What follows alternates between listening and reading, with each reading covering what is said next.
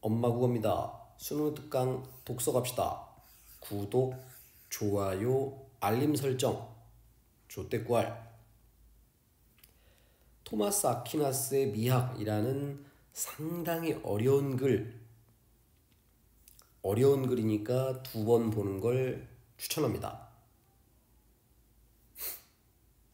자, 이 양반이 한 얘기 중에 가장 유명한 건 이거야. 한 권만 읽은 사람이 가장 위험하다. 어설프게 아는 게 위험하다. 알려면 확실하게 알아. 차라리 무식한 바보가 더 나을 수 있다. 찔리는 사람들이 많을 겁니다. 중세 스콜라 철학을 집대성한 토마스 아퀴나스는 미를 바라볼 때 즐거움을 주는 어떤 것이라고 보았다. 아름다운 거 보면 즐겁잖아. 그에 따르면 예술 작품이 아름다운 것은 그것을 만든 인간이 아름답기 때문이다. 그래서 예술 작품의 미와 인간의 미는 위계가 다르다. 즉 예술 작품의 미는 인간 미가 반영된 거다. 즉 인간의 미가 더 크다. 하지만 그는 예술 작품의 미가 인간으로부터 비롯됐지만 인간의 본성은 원래 신으로부터 유래한 것이기 때문에 예술 작품의 미를 인간이 만든 게 아니다. 그러니까 예를 들어서 미켈란젤로가 다비드 조각상 이걸 만들었어. 오 신이시여, 제가 이걸 만들었단 말입니다. 라고 얘기했을 때 미켈란젤로라는 사람이 만든 게 아니라 신이 만든 거다. 자연과 인간을 포함해서 존재하는 모든 것을 아름답게 하는 궁극적인 원인, 즉 미 그 자체는 신이기 때문이다. 따라서 미는 인간의 주관적 정신작용에 의존하지 않고 신이 창조한 세계에 객관적으로 존재하는 것이다. 인문지문에서 제일 좋아하는 주관, 객관. 요걸 기억하면 돼. 모든 아름다움은 주관성이 아니라 객관성이다. 그 객관성의 근본은 뭐냐? 신이다. 어떤 사물이 아름답다면 굉장히 아름다운 고흐의 그림이 있어. 이것은 주관에 의해서 미가 인식되기 이전에 미가 이미 그 자체로 실제한 것이다. 선후관계 문제로 출제되겠지. 미의 실제성에 대한 토마스의 입장은 아리스토의 진료 형상론에 기반한다. 진료는 가능태로 어떤 사물이 구별되도록 하는 사물의 본성, 즉 형상을 받아들여서 세계 속에 존재하는 현실태가 된다. 가능태에서 현실태가 된다. 가령 아폴론 조각상은 이게 그 유명한 아폴론 조각상이지. 대리석이라는 돌, 거기에 아폴론이라는 형상이 결합돼서 조각상이라는 현실태가 된 거다. 사물은 진료와 형상의 복합체로 존재하며, 이게 사물이잖아. 이 사물은 대리석이라는 진료와 아폴론이라는 형상이 복합된 거다. 형상에 대한 인식은 개별적 사물에 대한 지각을 통해 가능하다. 이거 우리가 눈으로 봤으니까 인식이 된 거지. 토마스에 따르면 세계의 모든 사물은 신의 피조물로서 진료와 형상의 복합체이며 신은 순수 형상이다. 따라서 신은 개별적 존재자인 사물을 통해서 인식된다. 사물의 미를 인식했을 때 여기서 순수한 신을 우리가 인식할 수 있게 된다. 결국 토마스의 미학에서 사물의 아름다움에 대한 인식은 사물이 세계 속에 드러난 모습을 통해 미 자체이자 순수 형상인 신을 인식하는 것이다. 말이 좀 어려운데 핵심 포인트는 여기야. 자, 이번엔 가장 어려운 부분, 미의 의미 내용이 뭐냐? 미의 의미 내용을 완전성, 비례성, 명료성으로 제시했다. 당연히 1, 2, 3과 토마스의 미 연결되는 지점들을 기억을 해야 돼. 어떤 사물이 아름답다면 그 사물은 완전하고 비례에 맞고 명료하다는 것이다. 첫째, 아름다운 것은 완전하다. 어떤 사물이 완전하다는 것은 본성에 따라 갖추어야 할 것을 다 갖추고 있다. 그런데 갑자기 선이 등장해. 선의 의미 내용은 즐거움을 주는 것, 욕구되는 것이다. 선은 욕구되는 것. 선이 욕구되는 것은 완전하기 때문이다. 결국 미의 완전성은 선의 의미와 일치한다. 이게 포인트. 둘째, 아름다운 것은 비례를 갖는다. 비례성은 뭐냐? 본성과 조화된다는 것이다. 인간미와 동물미가 다르고 육체미와 정신미가 다르고 본성이 다 다르므로 미적인 비례도 사물에 따라 전부 다르다. 셋째, 명료성은 인간의 지성에 대해 사물이 자기의 본성을 뚜렷하게 드러내는 것이다. 사물이 아름답게 인식되는 것은 사물의 본성인 진을 뚜렷이 포착하기 때문이다. 자, 머릿속에 어떻게 기억을 해야 돼? 완전성은 선하고 연결되고 명료성은 진하고 연결된다. 이렇게 기억을 해야 돼.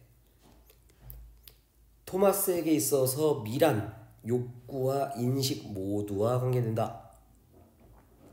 즐거움의 대상인 동시에 인식의 대상이고 미적 즐거움은 지성을 거치지 않은 감각적 쾌락이 아니고 사물의 본성에 대한 인식작용을 통해 얻는 기쁨이다. 자, 이처럼 토마스는 미라는 경험세계 속에 선과 진이라는 선험을 연결시킨다. 또 인문지문에 좋아하는 거네. 미는 경험세계, 선과 진은 선험세계. 복잡해 보이는 문제가 없다. 이렇게 보기를 주면 여러분들 쫄지 말고 보기를 주면 이거 지문에 있는 어떤 핵심어하고 연결 지을 수 있지? 얘를 찾는 거야. 지문 자체를 열심히 이해하는 게 아니라고. 자, 그래서 가를 쳐다봤더니 중세 고딕 양식의 성당들은 다양한 조각상이 있는데 이 다양한 조각상들은 생물체를 조각상으로 똑같이 재현함으로써 종교적 신성함, 즉 신을 담고자 한 거다. 토마스의 생각하고 똑같은 사람들. 토마스의 생각. 두 번째, 나를 가보자고. 인상주의 화가들은 시시각각 변화하는 자연의 모습을 묘사했는데 표현주의 화가들은 객관적으로 재현하는 게 아니라 자신의 감정, 즉 주관을 표현하는 것이라고 봤다. 그렇다는 얘기는 아까 토마스의 미는 뭐라 했어? 객관, 주관이 아니라고 그랬지. 근데 이 양반들은 인상파든 표현파든 전부 주관이 중요하대. 그럼 얘는 반대되는 의견, 이렇게 끄집어내는 거라고. 그 다음에 맨 끝부분에 예술작품은 주관의 미적 즐거움을 주기 때문에 아름답다, 원인이다 라고 봤는데 토마스는 이미 실제하고 있는 결과다. 역시 이것도 반대지. 자, 그래서 일단 정답 4번을 먼저 보면 화가의 감정과 감각이 표현된 표현주의 작품을 토마스 관점에서 평가하면 주관적으로 만들어낸 아름다움이다. 아니라고 했지. 주관적으로 만들어진 게 아니라 객관적으로 이미 존재한다 그랬지. 그래서 일치 문제가 틀린 거.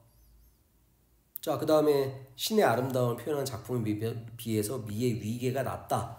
미의 위계 자체가 성립되지 않는 거지, 이건. 주관으로 만든 거니까. 그래서 정답을 찾는다. 자, 나머지 잠깐 보면은 가는 아까 같은 의견이었고 생물체 안에 신의 형상이 내재돼 있다. 토마스의 관점과 똑같지.